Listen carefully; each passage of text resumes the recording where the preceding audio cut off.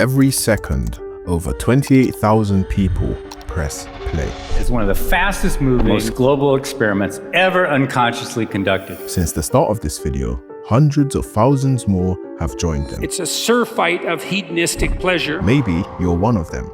Maybe you tell yourself, it's harmless, everybody does it, it's just entertainment. Must have been terribly hard. It was. I felt completely alienated by not just the world, but my family and the people around me. But what if it's not? There's so much access, and I'm worried about that for young people too. What if, beneath the surface, something much bigger is happening? I realized myself going on it more and more frequently. It started to change the way I saw people. Something that most people never stop to think about. Sorry.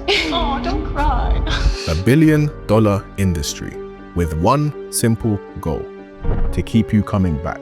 We live in a pornographic culture. And whether you realize it or not, you're already part of the machine. Whether it's the music you listen to or the content you watch, they will find a way to get you.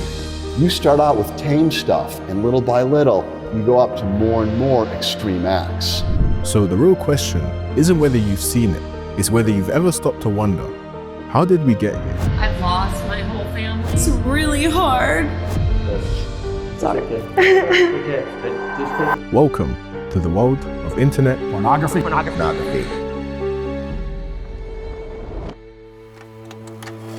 5,000 years ago, in Mesopotamia, naked figures were carved into clay and then buried in the dirt. 1839, photography is born. A shoeshine boy and his customer were the first people to be photographically recorded. And almost instantly, someone turns the lens towards a naked woman. A single image pressed into metal. Rare, expensive, and usually kept hidden. 1953, Playboy. 50,000 copies sold. What was once hidden now sat on shelves. When Playboy began, the limit in terms of circulation of a specialized magazine was a few 100,000. Now it's obvious it's possible today to put out a book and have a circulation of many millions. Hey, Ralph, how much is a copy of Orgasm? Just put them in a bag, will you? What? 1980s, VHS brings it home. When they popped in a VHS tape that the regular history teacher had left for the class, what was on that tape now has the regular teacher in some serious trouble. Late night TV blurs the lines even further. I just wanted to know what you use on your legs. Use any cream or anything like that because it looks so silky and so soft. Then, the internet. It all goes downhill from here. There was a time when the internet felt innocent. YouTube was cat videos, birthday surprises, and epic fails.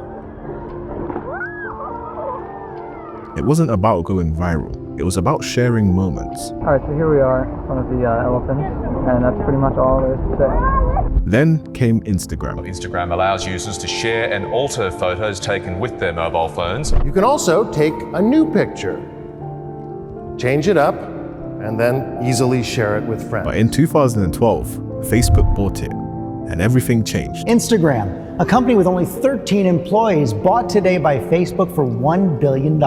Because now the goal, it wasn't just connection, it was growth. And when you look at a company bought for $1 billion that has no revenue, it's a free service, you have to step back and say, whoa, wait a second.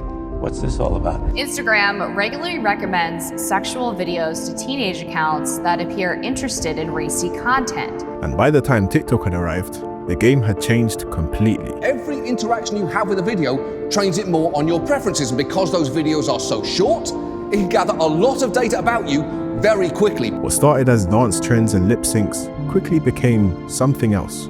I mean, today, the average feed is flooded with content that's not quite porn, but not that far off either. It's everywhere. And I never realized until my husband said, I was like, why don't you want to be on social media? He's like, because it's all softcore porn. Yeah. Open Instagram, scroll through TikTok, watch a few music videos. Within minutes, you'll see it. Fitness content, fashion hauls, dance trends. It's very subtle, not explicit enough to be flagged, but provocative enough to hold your attention. I'm trying to get away from that, but every time I open my phone, I see something sexual and bro, it makes it 10 times harder. You see, platforms run on algorithms. Algorithms chase engagement. Engagement skyrockets with sexualized content.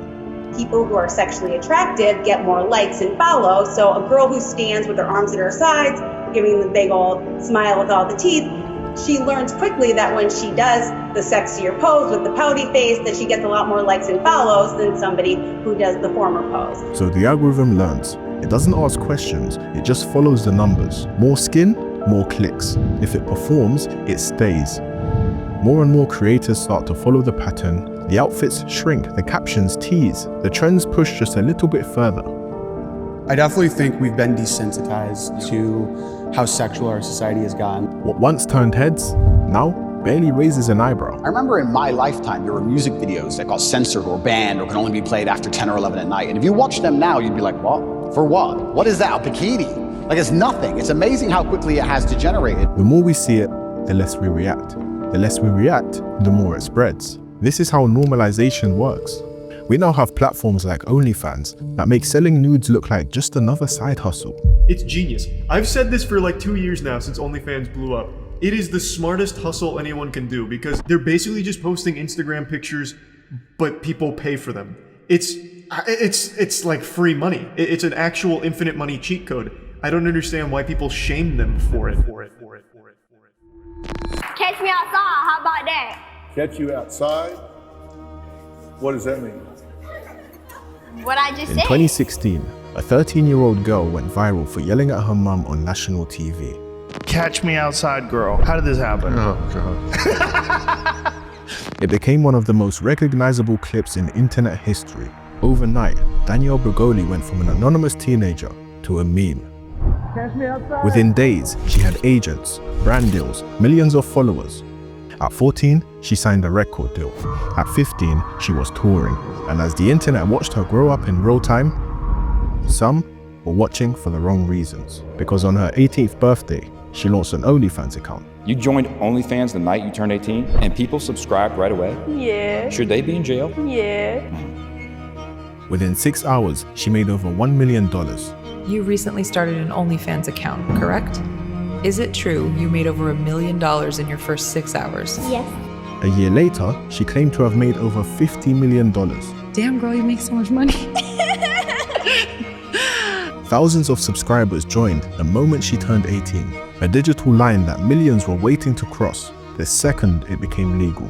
Bhad Bhabie just turned 18 a couple days ago, and everybody was telling her making OnlyFans. Well, I definitely was telling her making OnlyFans, okay?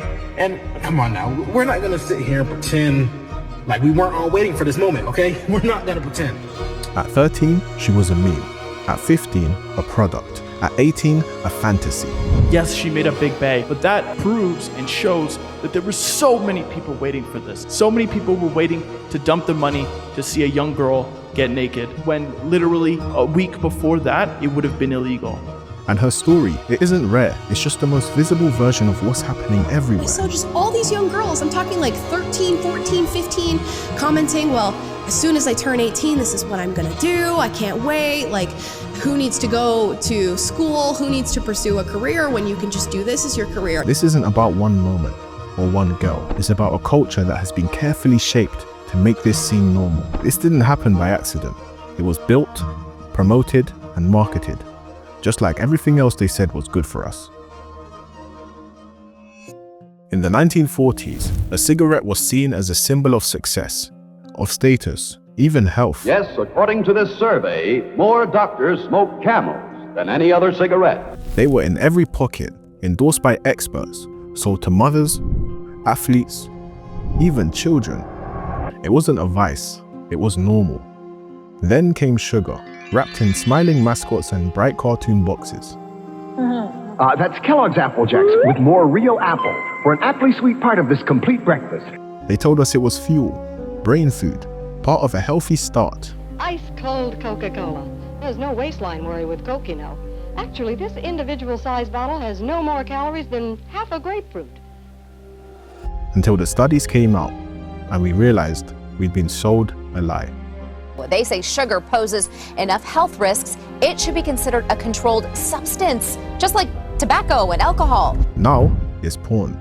Today, we're facing a new tobacco that's quietly taken the world by storm. But this time, the pitch is more clever. They don't really sell it as a product, they sell it as progress. They say, oh, it's empowering, inclusive, a celebration of freedom. We're in a generation now where women have been told that it's okay to sexualize our bodies. OnlyFans to me was a platform which allows women to be empowered and take control back. And the message is everywhere. Women say that having an OF or whatever is empowering. But what if that's just the latest lie? What if we're watching a public health crisis in real time? I'm in that first generation of kids who grew up having, going through puberty and having access to high-speed digital porn online. Because what happens when a generation learns about intimacy from content that was designed to exploit them? Not only do they not know how to process that very well, but they begin to believe that this is how they're supposed to behave when they go on their first dates. What happens when boys associate arousal with strangers on a screen instead of a real connection? When you have a woman lying in bed in lingerie and you're in the locked in the bathroom looking at a computer,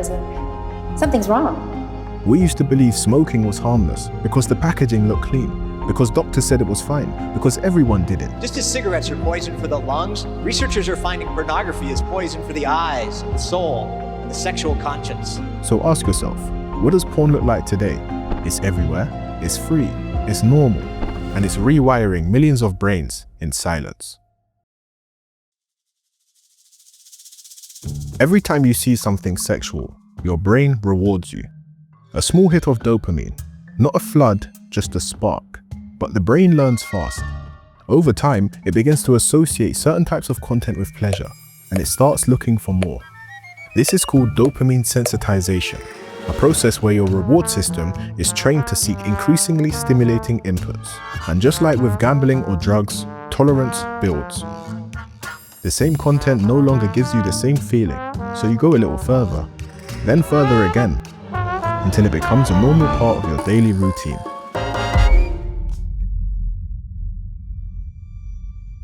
Now let's get real for a second, because you see, most guys don't talk about it, but a lot of them feel it. For 4 years I've been trying to quit it. I've gone lengths of time without it, but then I just always come back. And it just seems like super hard to kick for some reason. I've tried lots of different stuff. Porn doesn't just steal your time away from you. It steals your drive, your energy, your confidence. I'm 25. I have a crippling porn addiction. I've spent probably $20,000 on pornography. I have no sex lives because I have erectile dysfunction whenever I try to get with a girl. And I'm just really fucked up. Erectile dysfunction used to be something that guys got in their 50s. Now, it's showing up in men under 25 years old. This is unheard of. I couldn't get aroused of just a woman being naked in front of me. I had to think about her being railed or 4 or 5 dudes ganging or running a train on her for me to even think, okay, I can get into the flow of this. Real intimacy starts to feel boring. Constantly she's telling me, I feel like you're not attracted to me. So she's getting frustrated, she's getting upset, she's getting mad. And I'm being embarrassed and shit like that, bro. And this shit is just like,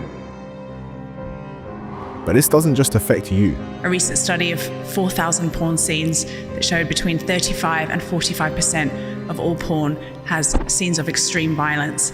And so this isn't a fringe issue, this is a mainstream porn issue. Believe it or not, there's someone on the other side of that screen. She might look confident, but that doesn't mean she's okay. Just because you see them enjoying something on film, like you don't see the tears that were maybe shed afterwards. You don't see the bruises all over the woman's body after an abusive scene and her crying and feeling like if she hadn't done the scene, she wouldn't have gotten her paycheck. Most people don't see the brokenness behind it, they see the pretend smiles. Many women are doing things that they never thought they would do, just because they think it will get them more views. Are you guys ready to rail me? Yeah. I'm so excited. Let's go. And the more that we watch, the further that line gets pushed. Say like you say, no, I don't want cum on my face. Could you please do it somewhere else? Then you would get reprimanded and told that you probably wouldn't be booked again because that's what they want. Lily Phillips, she had sex with over 100 men in a day. I'm trying to be the first person to be with 1,000 guys in 24 hours. At first, she called it a record. And after, just one in, one out, like it feels intense. Like more intense than you thought it might. Definitely. You see, porn disconnects everyone. The men watching The women performing both are chasing something that never really shows up. In the world of pornography, neither the male nor the female have any humanity.